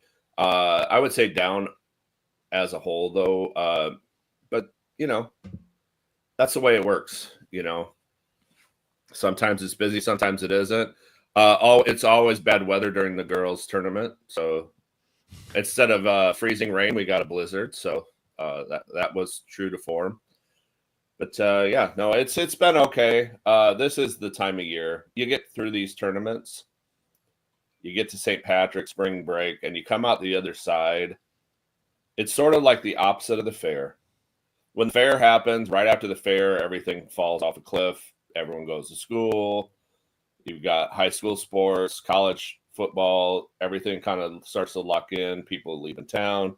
And then you kind of right the ship around the holidays near Thanksgiving. And then things pick up again right after St. Patrick's.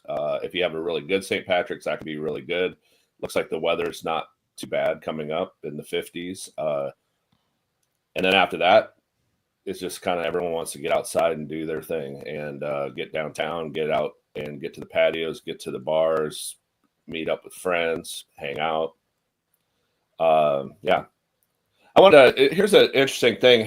Valentine's Day has passed us, but this might be a good Mother's Day or Father's Day, or maybe even perhaps an anniversary present. Speaking of pizza, Domino's Pizza in the UK has launched the first ever Eau de Toilette, Ode to Passion, which is inspired by pepperoni passion pizza. And features cologne? Yes, it features notes of spice, pepper, and a woody, warm base. He said woody. So the scent's bottle is shaped like a slice of pizza, and the cologne is you can get it at you could have gotten it at Domino's. I don't know if it's available still, but I was like, you know what, that makes me smell like pizza.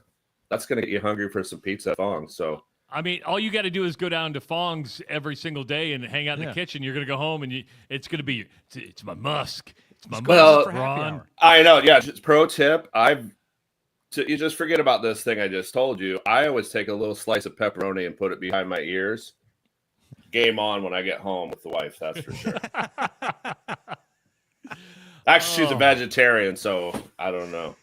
True question to both of you guys. Do you guys wear cologne? I do sparingly, but not regularly. Do you guys wear cologne?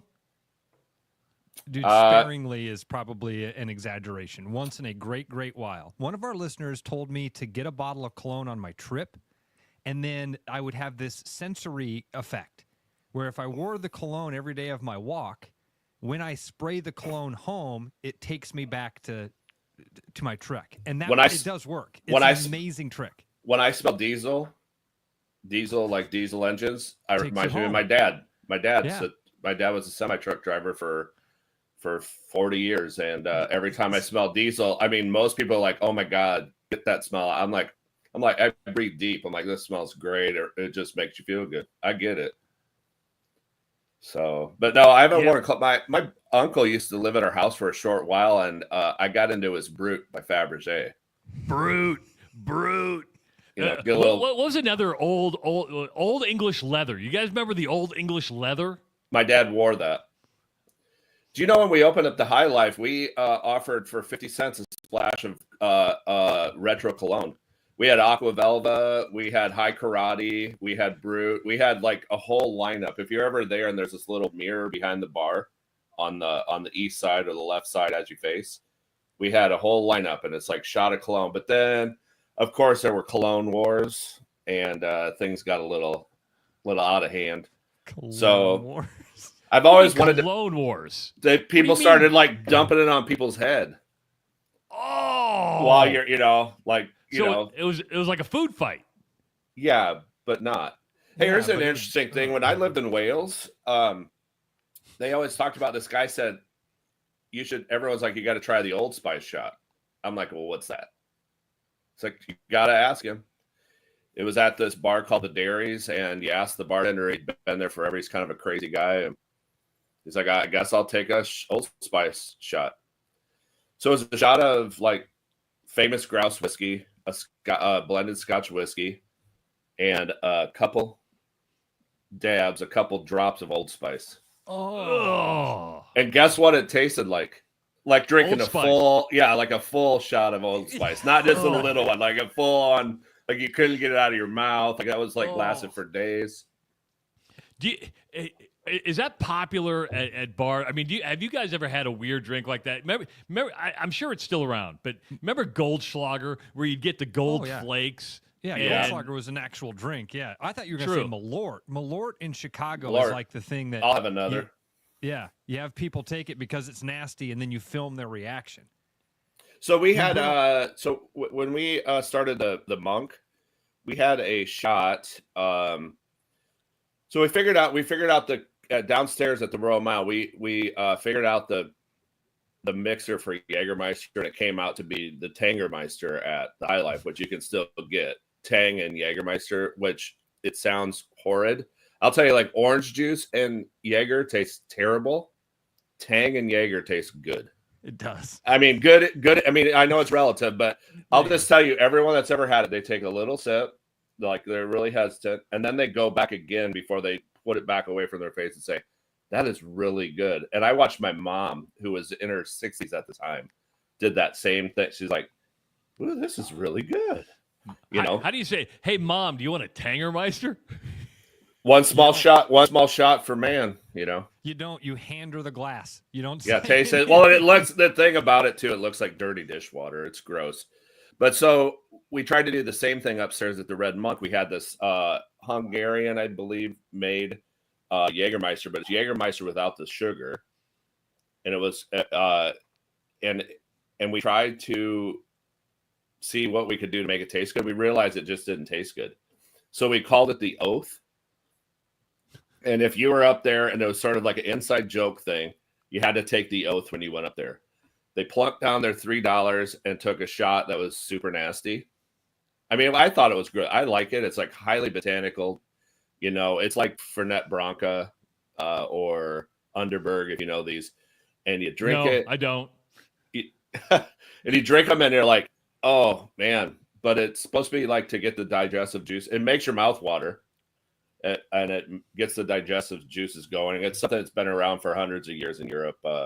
So that's what we did for that. But no longer do that at the Royal Red Monk. But those are some weird, gross things. Bruno, will you be taking some of the? I don't want to downplay it by calling it the helmets and stuff like that from Fong's. I almost said the gimmicky stuff from Fong's, but those things that really kind of made Fong's unique. Is that stuff going to go to the new building? Yes. So everything that you remember Fong's to be kind of some of the major highlights are going to make their way over to the new. It is a fundamentally different flavor. If anyone that's listening, like shout out to Randy Yarrow and anybody up in Ankeny that used to go up to the Ankeny Fong's. It's a huge space. It's a big space. It felt different, but it felt the same. It felt fundamentally a part of the mix as a Fong's, but we'll take the Shanghai ladies, which are the pictures of all the ladies smoking. I got those. Found those. Everything I ever find that's kind of cool. The helmets, the wrestling pictures at the High Life, the Shanghai ladies were all when I was on hold with something while we're setting something up, looking on eBay, like what's what. And I found the helmets. I'm like, we got to get these helmets. They'll be fun. I don't know what they're going to be fun for. Turns out they're great to wear for pictures. And I mean, it's become iconic, right? You see it at the Des Moines airport. The wrestling pictures, everyone always stands there and just stares at that wall. But the Shanghai ladies, you know, you order something from China and you're like, I don't know, I hope it shows up. I got a roll, like I probably a 1-2-inch round thing stuffed full of posters with like postage all the way down the side that was from Beijing. Like, take them out and they're just amazing. And now they're on the walls, and they will be on the walls at the new place. There's other arts and things that we're going to haul over there, but we are kind of making it brand new but different. But the traditions, the helmets will go, and the shots, the late night slices, tiki drinks, the whole 9 yards are going. And I was in discussion yesterday about what we're going to be doing after we vacate, because we have 3 years on lease. So there's going to be some fun things coming on the backside of that. Stay tuned. Our good buddy Jeep Stud, and because we're hitting that spring period, right? I think we spring forward in time this weekend. Yes. I want to know when Rita's going to open. When is Rita's Cantina going to open for the season? Rita's will open when it opens. We don't own it anymore. Oh, you don't? No. Oh, I did not know that. So I mean, I don't know if it's. No, it doesn't matter. It's like Mullets. It's in better hands, and it will continue as Rita's, just like Mullets did after or Shorty's, if you remember those. There's places that we've reluctantly kind of walked from, but just couldn't put the best effort forward. Love Rita's. Love the idea of Rita's. I mean, don't forget Skull used to be in Rita's. Things just change over time. Fong's is moving. But I believe that they'll be opening here, you know, much like we did right after spring break, right after St. Patrick's, when the weather, when you want, not just like next Tuesday when everyone's going to be like, why isn't the patio open? Why isn't the patio? I was like, because it was a blizzard last Tuesday. This coming Tuesday is supposed to be 72 in Des Moines. So you'll start Bruno, seeing. We had a great conversation with a commercial real estate agent in our office earlier this week. Mike McCree came in and talked to us about a bunch of new developments that are happening and some places that as real estate agents we need to be aware of growth going on. One of our listeners wanted to know about the western suburbs, but I'd like to ask you about like outside of Des Moines. I know you did the Cedar Rapids store, you did the Ankeny store with Fong's. Do you ever look into and I mean outside of the metro? Yeah, and people ask all the time. I mean, I have a list in my mail, proposed concepts or something people introduce. Say there's this building here, a building there. The only thing I can tell you is that every time a Des Moines place or an out-of-town place moves into a new place, unless it's like a national chain, the only thing I can almost guarantee you, it's like death and taxes, I would say, and also a business failing if they go into the suburbs or move out of the town where they're from. Ankeny Fong's, Cedar Rapids Fong's, Zombie Burger went out to Iowa City or in the Coralville area. Yep. Nothing against those guys. They're really great operators. It just doesn't work. There isn't a lot of local places that ever stay open unless they were local when they opened in the suburbs. I can't name one that's survived more than a decade. It just doesn't work that way because, well, you know, I'm there a lot on the front end, and I can be there a lot now still because I live in the town I'm in. But you start putting stuff in Ames or Ankeny, it's completely out of your reach to actually go there enough times where you can kind of keep your finger on it financially, but also as a presence. You know, well, you bring up a good point because Ames is going to have Sci-Town soon, right? They're going to be looking for retailers probably with local brands attached to it. Is Sci-Town something would interest Full Court Press? Jamie Pollard and I sat down in his office that overlooks the field, and I told him we talked about a brewery that I don't want to get. It was a private conversation, so I don't want to talk about it. But we talked about Sci-Town and what it would be, and of course they asked, you know, would you guys be interested in it? We just don't have an interest in it. Will it succeed? I hope so, because I've spent almost 50 years going back and forth between Ames over the years. I sat on the grass with my dad. We had season tickets. I don't want to say I was 4, but I would say that it wasn't that far after that. I've been going up to Ames. I went to party in Ames. If I would have went to Iowa State as a student, as a partier, I would have never graduated. Spent a lot of time on Welch Avenue. Spent a lot of time at the Tip Top, tailgating at the stadium, watching games. Never would have made it if I would have gone there. My first time I ever partied at a college party, 16 years old at the Hutch. Anybody old enough to know that one? I was at the Hutch. They had 10 kegs of Budweiser. I had a 2-liter bottle of wine coolers. That was so overcarbonated, I threw it up violently in the backyard of this place. But it was right on Lincoln Way. Really interesting night being 16 and partying with college guys. Yeah, so I've actually working with a PR class out of Iowa State. I was up there in the classroom last week, and we're going to work on some ideas. Professor Bruno. Did they call you Professor Bruno? No, they call me Gilligan. They call me the skipper. The skipper. The skipper. By the way, I'll send you a picture of the skipper. I was talking to Brooks Reynolds on his new Bacon Fest that's coming, and the theme and thematically, and that was asking pictures taken. I'll send you guys some pictures. It's pretty funny. But no, they don't call me professor, but I'm interested. I'm working with Choice Creative, and I had Nick Ronkowski up with me, and we talked to them about some ideas we're working on. and they're going to two teams are going to develop. In fact, I have a Zoom meeting with them today, and we're developing 2 ideas for our companies, competing ideas to see which one is the better one. We vote on it at the end of the semester. That'll be fun. But yeah, I love Iowa State. I love Ames, but that, even though it's a quick journey, it's not a journey I want to have to set up a new place. Yeah. It's enough to go from 4th Street to East 4th Street and get the word out. Hey, that Bruno, was the longest answer to a question that I've ever asked. It was I like good it. Stuff. It was really good stuff. Bruno, we missed an opportunity to say happy birthday to our buddy Tom Duax. He had a birthday a couple weeks ago. Brian reached out to me, said, "Hey, it's the old man's birthday." I think he said he told me his age. I won't say it. I'll tell you this: Tom looking damn good for his age. Well, I'll tell you, he takes those things you see advertised on TV, the gel, the beets and whatever. He takes the jelly vitamins. He's like, "This is my secret." I was hanging out with him a couple days ago. Tom is a good guy. Nickel was barking from the white panel van. Was working on a few things with Brian and Todd and Dana. Shout out to Dana. Shout out. You got to go. Dana's the best. Dana stands on a little milk crate so she can see the customers and reach some of the things there behind.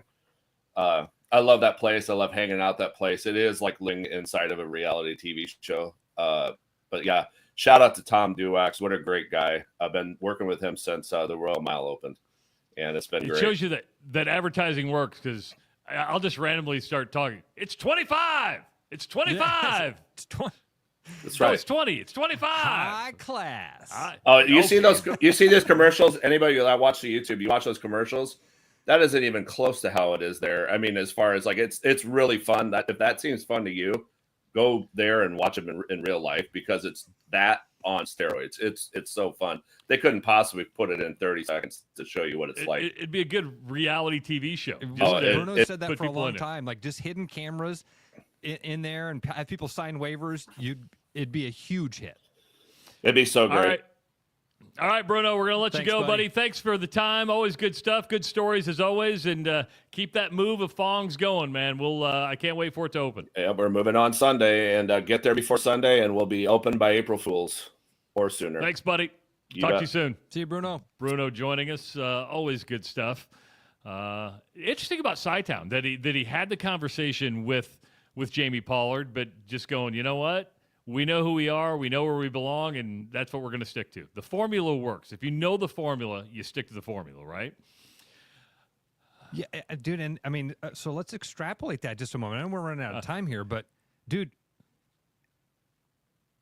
does that mean Chi-Town has to kind of focus on Ames businesses? I think so. I think you got to focus on what's in Ames. Don't recruit from Des Moines, because that may not recruit. Maybe you get Hickory Park to move over there. It'd be interesting. Get one of the breweries, Alluvial or something like that, to move in. Yeah. I don't know. I hadn't thought about all that stuff. That's why I love having Bruno on. There's just so much knowledge there. All right, we're going to wrap up today's show. Roscoe, I'm going to get on a plane. I'll talk to you on Monday. Travel safe, my friend. Thanks, travel buddy. Safe. And we'll talk after the show. We'll do a little test a little bit later good. on. It is the Rush Radio Show at therushradio.com. Spring is in the air and the perfect time to take care of your vehicle. Your car has worked hard all winter. Now it's time to give it the care it deserves. Did you know spark plugs should be replaced every 60,000 miles on some newer turbocharged vehicles? Also, carbon deposits on the valves can disrupt the airflow of the engine. These simple services can keep your engine running smoothly, ensure you start every adventure with confidence. Visit Willis Chevrolet today and make sure your car is ready for the road ahead. I'm loving these wooden nickels, Brian. Yeah, I suppose everyone is catching on. Just spend $20 to get a wooden nickel. It's 25. Collect 10 and add up the savings on your next purchase. Some of these are worth $5. That could be huge. I know, right? That's why you have to spend $20. It's 25. Collect 10. It's like money back to you. Spend 20, you get another wooden nickel. It's 25. Collect 10 and add up the savings. It's huge. Central City Liquors, home of the 10% cash coupon. And the wooden nickel program. It's huge. If you have a pest problem with over 20 years of experience, Bats and Bugs Pest Solutions is Central Iowa's local expert in fast, effective, eco-friendly pest solutions at a fair price for your home or business. Call us today at 515-218-3400. Believe it or not, spring is coming. When it does, be absolutely organized with custom garage or closet systems from Absolute Garage and Closets. Turn a winter mess into a spring success at our showroom in Urbandale or visit absolutegarage.net.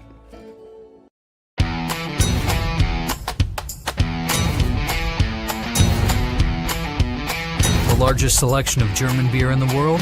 You'll find it at the Hessen House. From Doppelbox to Oktoberfest to Hefeweizens and Dunkels. There's no passport needed for the deliciously different beer and food at the Hessen House. So grab your friends and make it a fun night out. The Hessen House, 4th and Court, Des Moines.